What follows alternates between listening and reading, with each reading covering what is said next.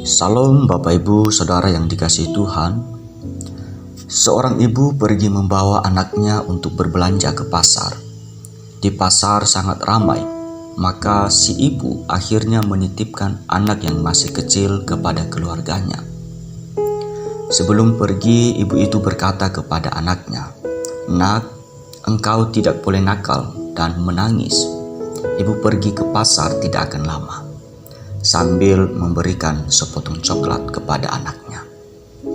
Beberapa menit kemudian, setelah coklatnya habis, si anak mulai ingat kepada ibunya dan menangis. "Mama, mama, saya ingin mama." Saudaranya mulai sibuk membujuk anak itu supaya tidak menangis. Diberinya mainan boneka yang lucu. Si anak mulai asik dengan mainan barunya itu. Tetapi tak lama kemudian, ia sudah bosan dan mulai ingat kembali kepada mamanya.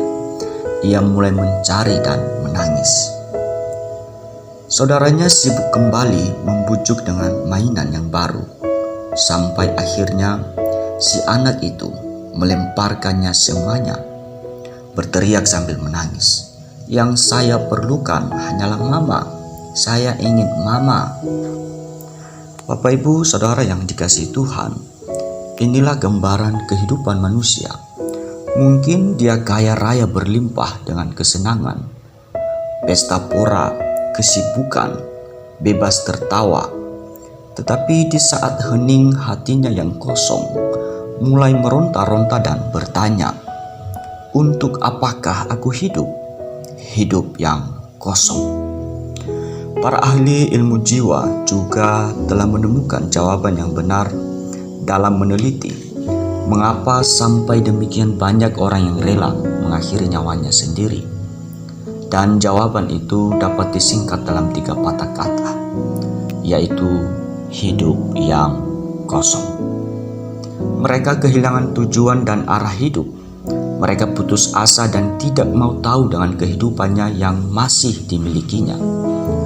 Oleh karena itu, adalah satu hal yang sangat perlu untuk mengisi hidup kita dengan hal-hal dari Tuhan, agar kita dapat terhindar dari kehampaan hidup yang mengerikan itu.